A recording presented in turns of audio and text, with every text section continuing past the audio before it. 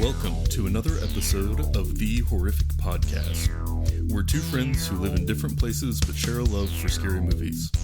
In each episode, we both watch the same movie on our own and then record a conversation together later about what we liked, what we hated, if we were scared, and maybe even some larger truths about why people watch horror movies in the first place. The theme of this season is Back to Business. The past couple of seasons have involved deep dives on horror history, and this time around we're taking it easy with all of that, and instead focusing on talking about what is most interesting to us in each of the movies that we watch. So kick back, relax, and enjoy it with us. I've actually never seen all of the movie The Mummy with Brendan Fraser, so I have no idea what you're talking about. I've watched it multiple times in one day. Wow. You know why? Because you got lost in those dreamy Brendan Fraser eyes? So fucking beautiful, man. No, I think I fell asleep with it on TV or something. It was like kept looping. Yeah. Well, that's the thing. It's like I've seen parts of it on multiple occasions. I feel like this was like that movie was like a staple of like syndicated cable TV movies, you know? Yeah. I could tell you everything that happens in that Mummy, in the Brendan Fraser one, just for the record. It's just my thing. We'll have to do that one soon. Yeah. It's not scary, but I'm down, dude. Yeah. We're doing whatever we want this season anyway. That's true. And this week we did another movie called The Mummy, but this one was British and from 1959. I didn't know it existed, but it is available on Tubi. Yeah, I definitely picked it because you had to pick a French film. You're paying me back. Trying to start the beef between them. Well, next week I'll do something German. But it's more of an art film, if you catch my drift. Hey. Did you know anything about this one beforehand? Like, had you seen it, or had you read about it, or what was kind of the reasoning? First off, I was just kind of in the mood to watch an old one. I knew we hadn't done it yet, and I was recently reading about Christopher Lee, and they mentioned this film, and I was like, oh, that should be one. I mean, we've discussed how Mummy films aren't not necessarily the most intense or scary, but just wanted to watch an old one, man. Yeah. Well, this one really reminded me of something that could have fit right into our season about B movies for C students. Exactly. Yeah. And like from the beginning, it just reminded me so much of The Mask of Fu Manchu. But I mean, I guess without all the overt racism, but just like the English expedition exploring an ancient pharaoh's tomb in Egypt.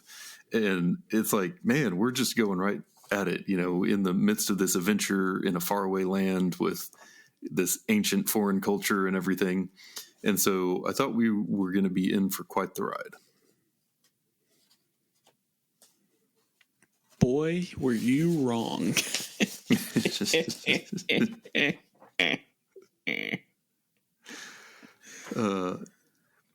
To each their own. You know, we'll find out what our gnarly rating is maybe later. But this one definitely didn't feel super intense, I would say. No, and you know, I feel like this one was actually, and I don't know this for sure, but I feel like the Brendan Fraser Mummy was based off of this one more. It was very. I believe that it was similar-ish. I mean, I kind of knew what we were getting ourselves into, you know, with it being the Mummy one. Sometimes it's nice to watch a movie that'll just slow you down. But there was also some hype with this because of Christopher Lee being. Do you know who he is? I do not. Christopher Lee. So he was like one of those wizards. Dumbledore or something? No. You would know him from one of your nerd movies. Gandalf? Maybe. Lord of the Rings? Anyways, yeah, so he's had like a insanely long career. He was in like wars and stuff, and he was in a metal band when he was a senior citizen kind of thing. Led a gnarly life. Had multiple metal albums put out too. But there's a lot of hype around it because of that, and I was like, I'm just curious on, is it just hype or is it, an actual worth the watch kind of thing? Gotcha. So and is he the one that he played the mummy? Played the mummy. Okay, yeah. I got some That's comments why I was about confused, because I was like, the guy who does, like, they're like, he played it so well with his sinister eyes. And I was like, that's all it was showing. Yeah. I have some comments about the actor who played John, but we'll get to that later. Yeah. So, yeah. Yeah. I guess as far as how I would describe this movie from like a subgenre perspective, it's definitely a monster movie, but it was interesting to me that there was like a human controlling it. Yeah. Mm-hmm. It didn't feel like the mummy in and of itself, because like you think about like Frankenstein's monster, and what's scary about that is this guy accidentally creates a monster that then goes out and is uncontrolled and wreaking havoc. So it just felt a little bit different, because this is almost like what am I really supposed to be afraid of the mummy, or am I just afraid of the guy who's steering the mummy to do bad things? And that almost gets into some of the, like with Frankenstein, where you're like, oh, is he actually evil, or is he just misunderstood? Like, how am I supposed to feel about this creature? Or like with King Kong, where it's like, yeah, he's only there because the people drug him out of his home and took him there. And it's almost like the monster is somewhat sympathetic. Mm-hmm. And I feel like that kind of fits into a lot of those old school kind of universal horror monster movies. The other thing I noticed when I've just been watching all these older films, are just the sets we did the 100 Years of Horror and all that. And like, I've kind of like been obsessed with like sets lately in old films, because I try to catch like cars in the background and things like that. But because I started out that way, I started to appreciate it a little bit more. And I actually really appreciated like the set design and everything of this. At times I wanted to be there just to check it out.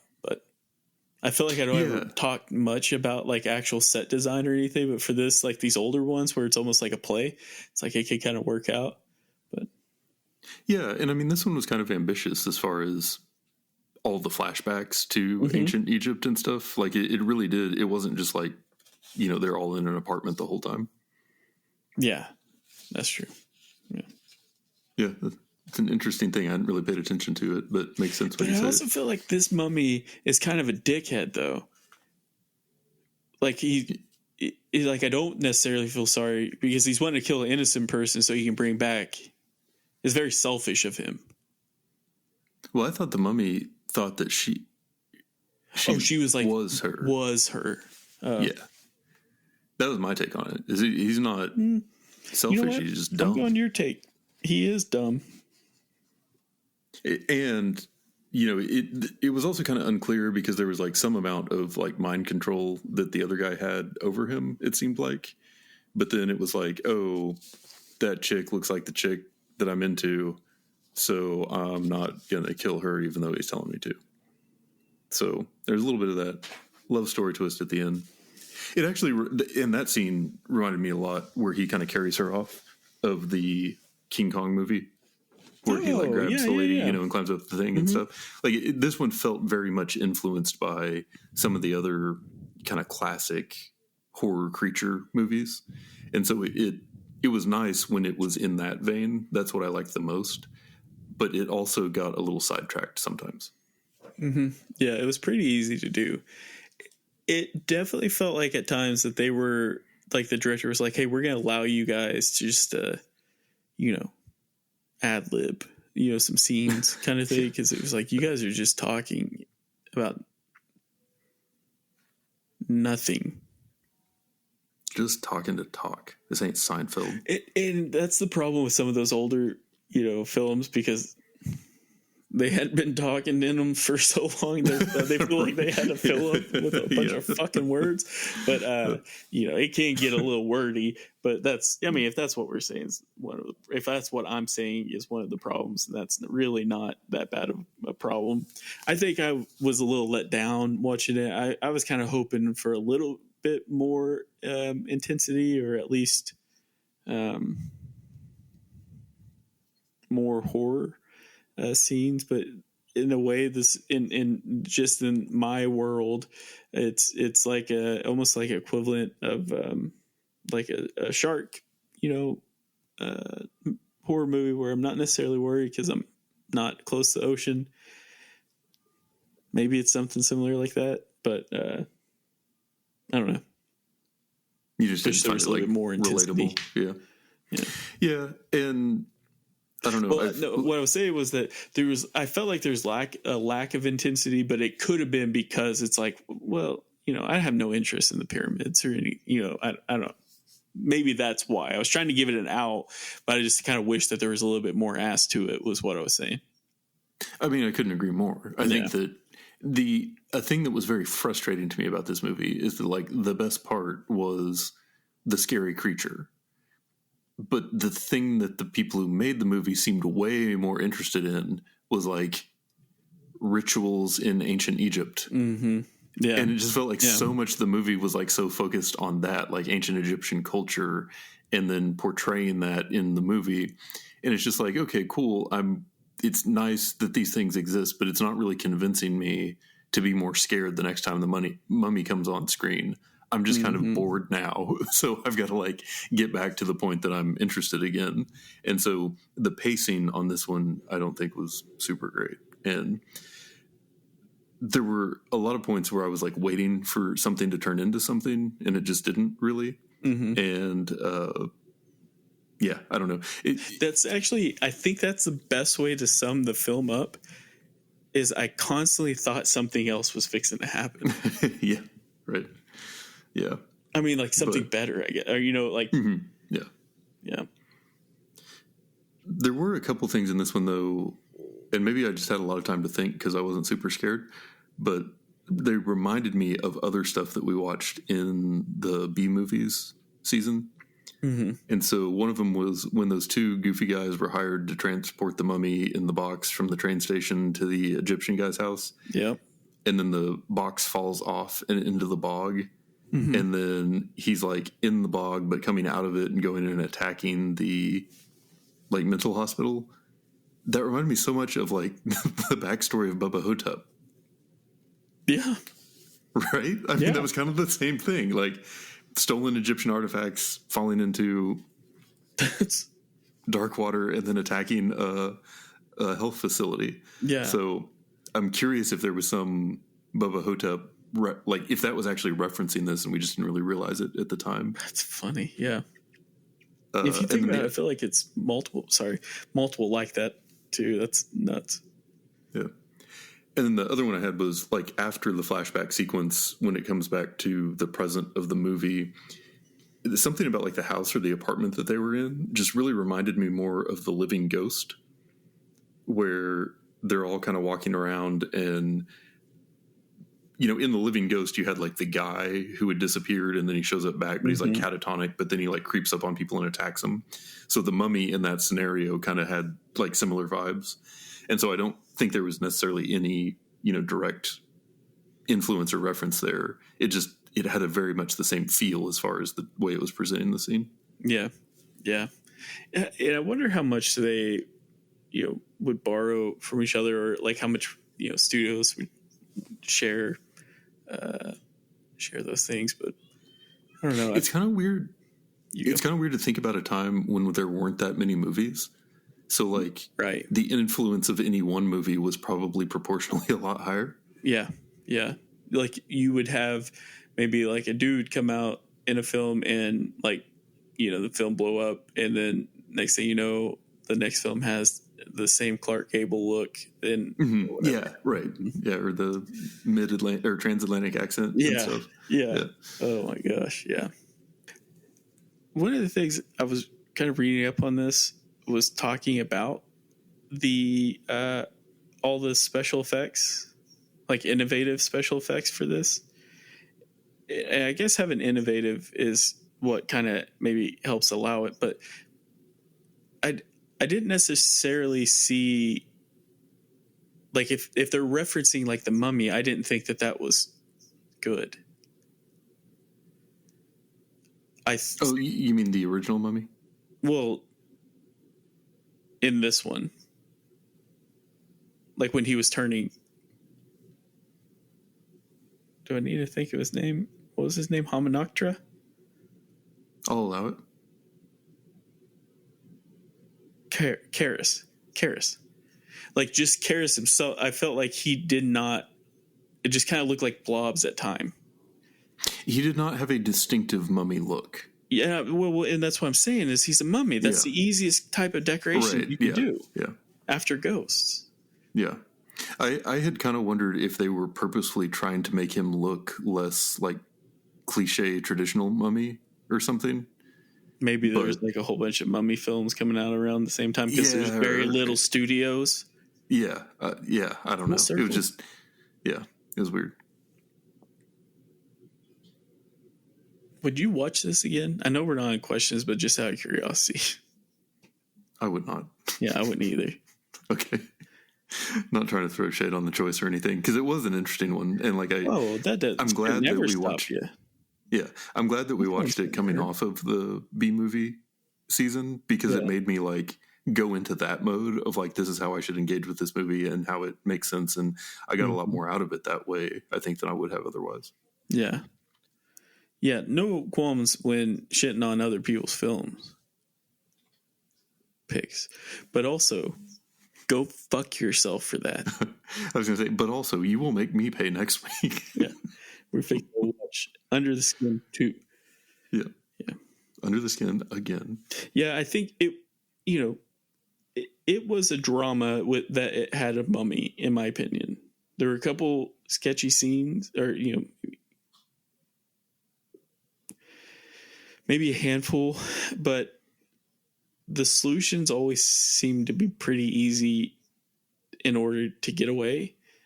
There was one scene where Karis is trying to attack, I think it was, what's his name, John Banning, and like Karis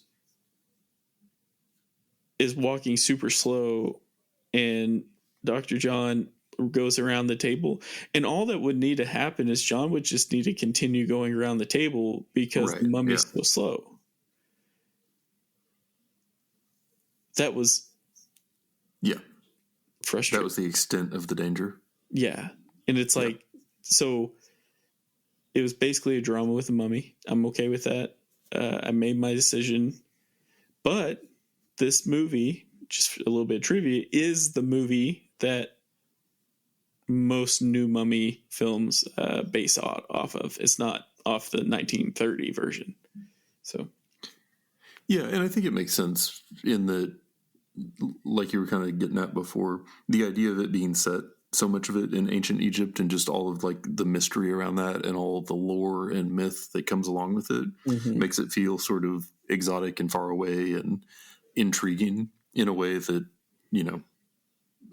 wouldn't be there otherwise. So it makes sense as like a basis for future movies.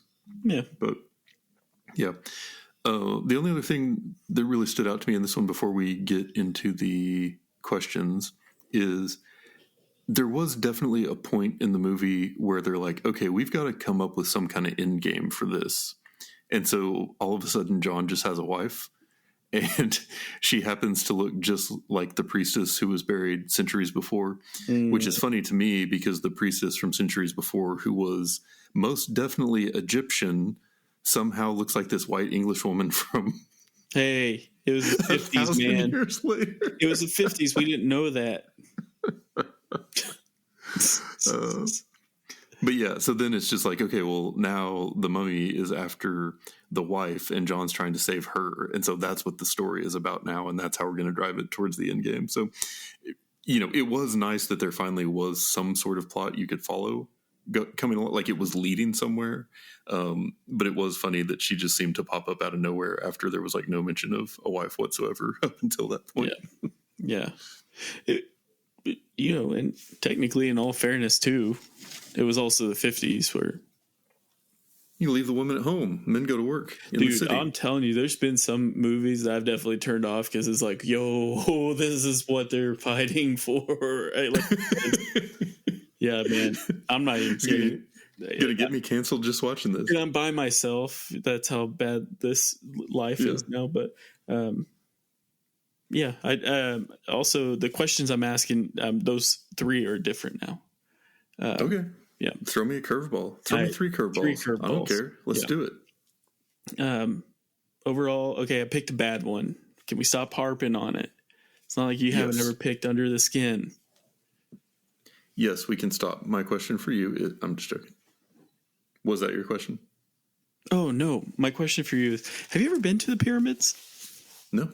Me either. I don't want to go. I do. Okay. But I want to go at a time when maybe that region of the world is a little more stable. Like Tuesdays? Yeah. I don't have an interest in going to a place that just looks hot. I live in Austin, Texas. I know. You're a psychopath.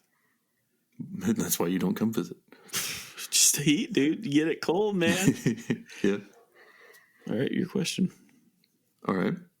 So we've mentioned a few of them already, but if someone told you they really enjoyed this movie, what other horror movies would you recommend to them? Please explain your reasoning. So the movies that I would recommend, if someone said that they watched this, they wanted more like it, I would do The Wolfman, because it's like, hey, here's an older film that's better, like an older film that, or maybe, older film that did it better. Not really, let's say that, but I'd say Wolfman. You could recommend Horror of Dracula or Frankenstein, which is also by Hammer. I'd actually recommend them to watch the 1999 version of The Mummy too, just to see if, like right after, because they do say some of the same words. And then obviously, recommend them to watch the original 32 version. And would you recommend all of it? What's that? Sorry, the 1932 and this one aren't the same movie, but I would just recommend that one too. And would you rate most of those recommendations above this one? The Wolfman.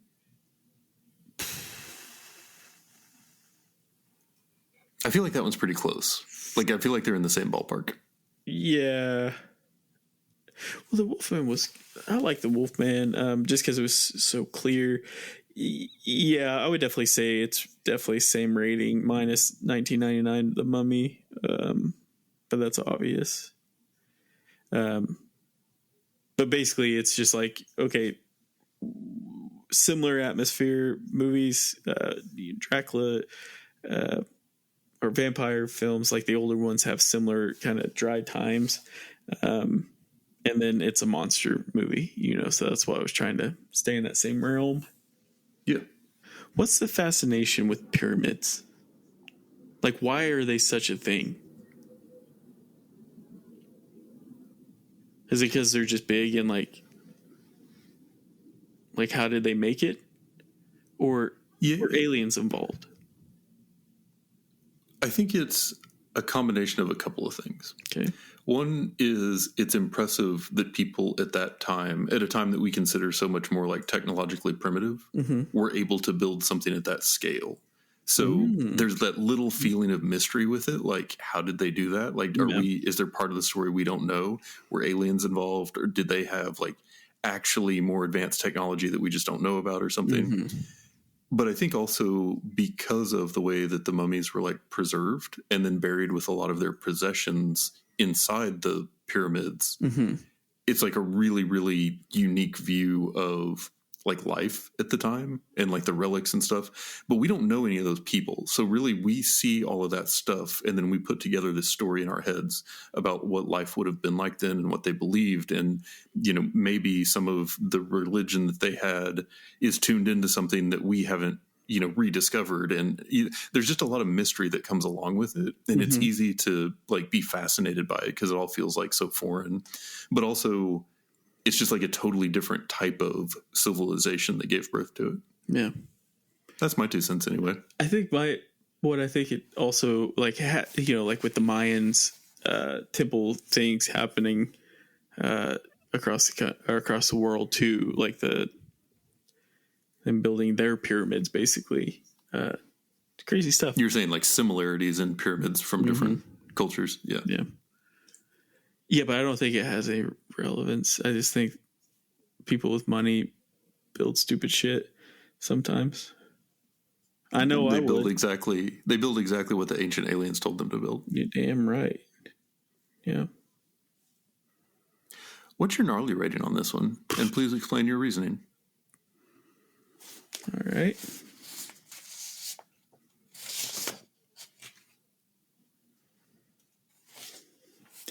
Two out of 10. The only thing gnarly about this film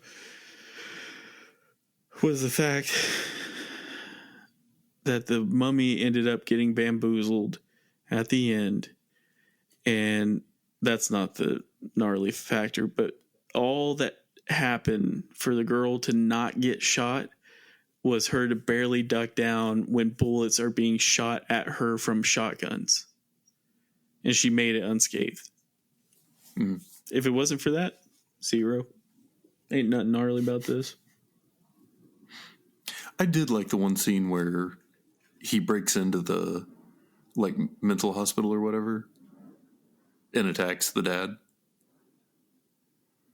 Like you see, it's towards the beginning, but you see like the shadow of the mummy like outside the window, and then he just like busts in and comes down and starts attacking.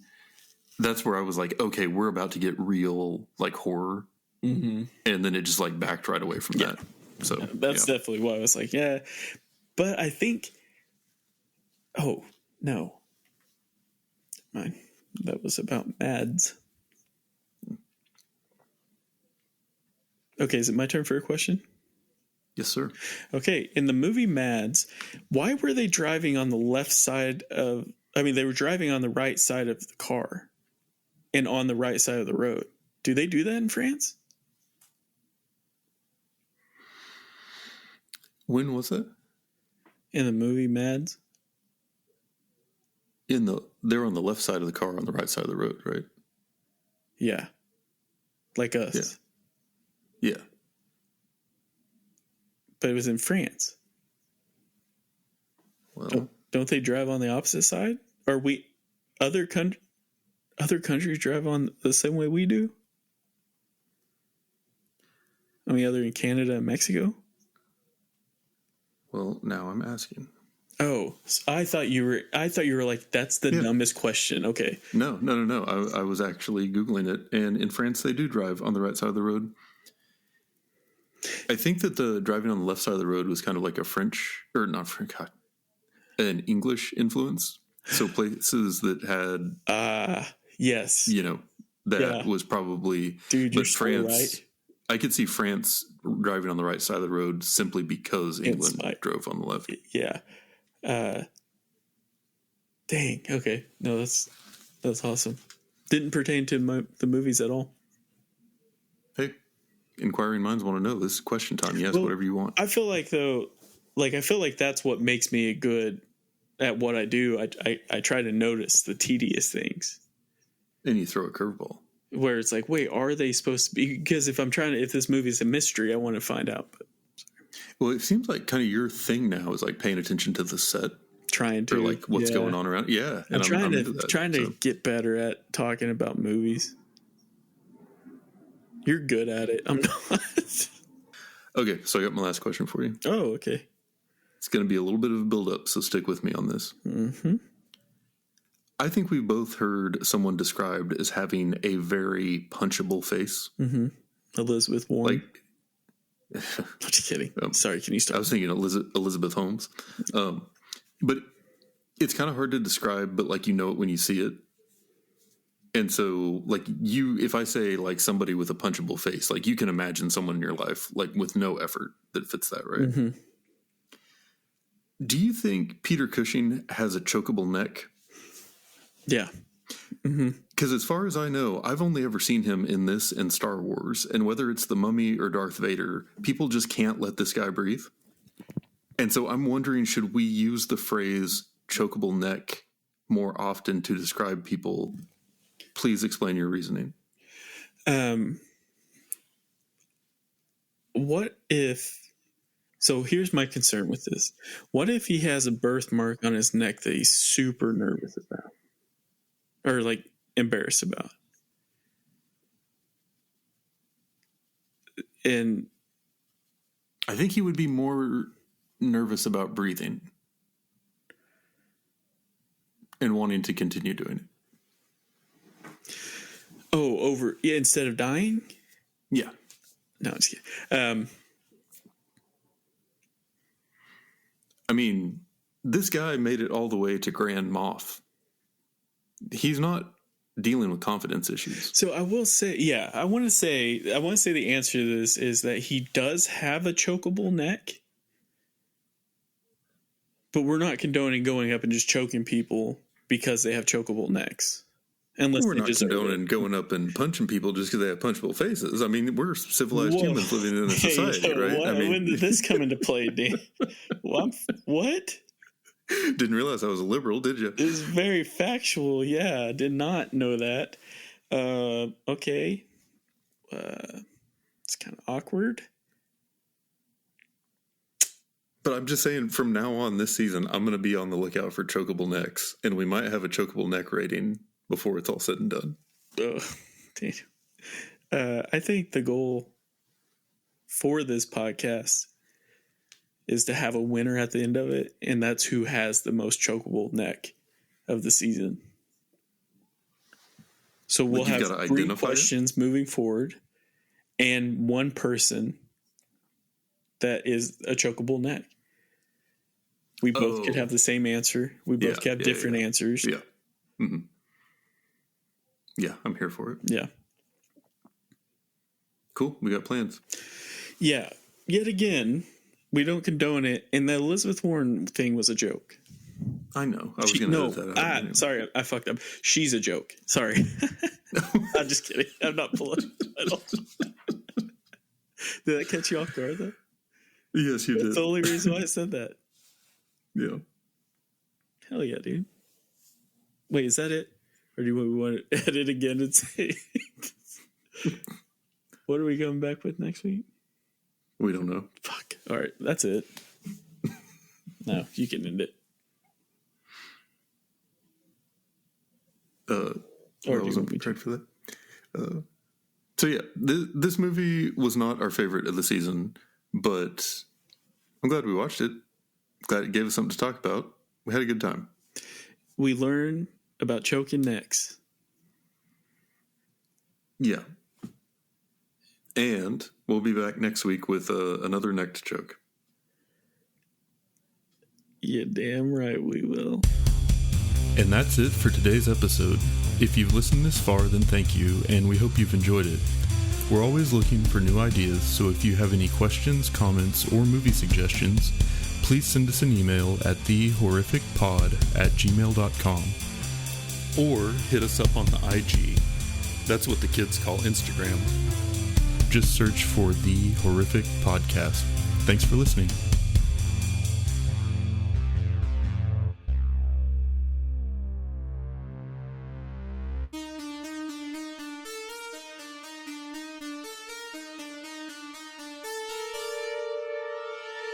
Hold on, what? Pretty sure my neighbor's dog is about to kill something. Oh, no, this is okay, though.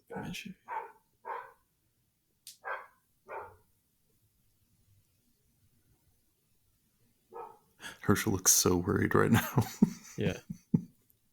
Hold on, I got this answer. Okay, so obvious.